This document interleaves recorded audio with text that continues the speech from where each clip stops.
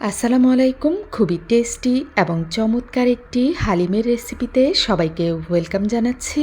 চট্টগ্রামের প্রতিটি ঘরে ঘরে ইফতারে হালিমের রেসিপি থাকবে না, এটা তো হয় না। আমি বলতে চাচ্ছি যে চট্টগ্রামে হালিম খুবই একটা জনপ্রিয় খাবার। হালিম তৈরিতে সবচাইতে বেশি ভালো হয় গরুর মাথার মাংস। আমি সাথে মাংসও দিয়েছি হলুদ, মরিচ, লবণ, আদা, রসুন, ধনিয়া, জিরা পাউডার, গরম মশলা পাউডার, পাঁচফোড়ন পাউডার, সরিষার তেল, সবগুলো উপকরণ দিয়ে ভালো মতো মেখে নিব। মাংসটা মাখানো হয়ে গিয়েছে, এবার আমি চুলায় বসিয়ে দিব। চুলায় পাতিল বসিয়ে দিয়ে তেল দিয়ে দিয়েছি। তেলের পরিমাণ আমাকে খুব একটা বেশি দিতে হয়নি, কারণ মাংসের সাথে চর্বি আছে, যদিও আমি অনেক চর্বি ফেলে দিয়েছি।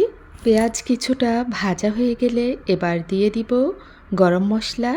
গরম মশলায় দিয়েছি লং, এলাচ, দারুচিনি, তেজপাতা, গোলমরিচ। এবার মাংস দিয়ে দিব। রান্নার শেষের দিকে, অর্থাৎ আমার মাংসটা যখন একদম গলে যাবে, আমি সে সময় আরও কিছু মশলা অ্যাড করব। গরুর মাথার মাংস গলতে কিন্তু বেশ সময় লাগে। আমি প্রথমে খুব একটা বুঝতে পারিনি, পরে দেখলাম যে বেশ সময় নিয়েছে।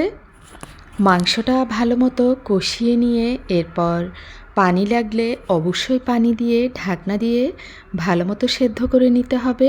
এখানে আমি নিয়েছি 1.5 কেজির মতো মাংস এবং মাথার মাংস মিলিয়ে। তো ঢাকনা দিয়ে মাংসটা আমি বেশ ভালো মতো সেদ্ধ করে নিব। হালিমের জন্য মাংস রান্না অবশ্যই খুব ভালো মতো গলতে হবে।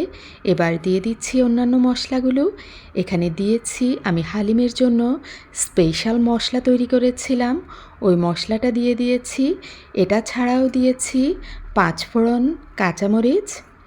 হালিমের জন্য আমি যে মশলাটা তৈরি করেছিলাম সেখানে আমি পাঁচফোড়নের উপকরণগুলো একদমই দেইনি, তাই এখন পাঁচফোড়নটাও দিয়ে দিয়েছি। মাংস রান্না আমার কমপ্লিট হয়ে গিয়েছে।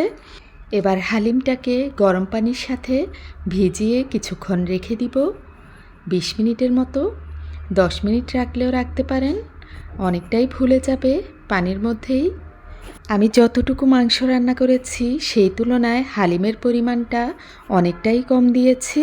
কারণ হচ্ছে আমি হালিমটা একদম তাজা তাজাই রান্না করে খেতে চাই, তাই পরের দিন হয়তো আবার তৈরি করব বাকি অর্ধেক মাংস দিয়ে। হালিমকে এবার আমি আলাদা একটা পাতিলে খুব ভালো মতো ফুটিয়ে নিব। পানিটা আমি আস্তে আস্তে দিচ্ছি, অবশ্যই শক্ত করা যাবে না, যাতে একটু ছলছলে অর্থাৎ পাতলা থাকে, কারণ নামিয়ে নেওয়ার পর হালিম কিন্তু ঘন হয়ে যায়। হালিম মিক্সের সাথে আমি আবারও দিয়ে দিয়েছি যে হালিমের জন্য যে মশলাটা তৈরি করেছিলাম সেটা, পাঁচফোড়ন, চিলি ফ্লেক্স এবং কিছুটা হলুদ, 2-4টা কাঁচামরিচও দিয়ে দিয়েছি, মাংসের সাথেও দিয়েছিলাম। তো হালিমটা যখন অনেকটাই গলে আসবে আমি অ্যাড করে নিব মাংস। লবণটাও আরও কিছুটা দিয়ে দিয়েছি। তো এবার আমি অর্ধেকটার মতো মাংস দিয়ে দিয়েছি। হালিম রান্না যখন আমার অনেকটাই কমপ্লিট হয়ে গিয়েছে, আমি বাগার দিয়ে দিয়েছি পেঁয়াজ, রসুন এবং শুকনো মরিচ দিয়ে। তো হালিমের কনসিস্টেন্সি অর্থাৎ ঘনত্বটা একটু পাতলা টাইপেরই হবে। এবার একটা সার্ভিং বোলে সার্ভ করে নিচ্ছি। বেরেস্তার পরিমাণটা কিছুটা বাড়িয়ে নিতে হবে, হালিমটাকে গার্নিশ করে নিচ্ছি, দেখতেও ভালো লাগবে।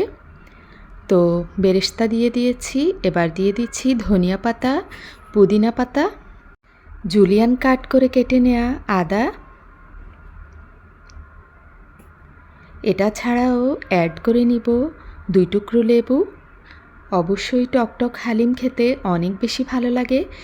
খাওয়ার সময় অবশ্যই সালাদও কেটে নিব, আপনারাও কেটে নিতে পারেন, এবং অ্যাড করে নিব চাট মশলা।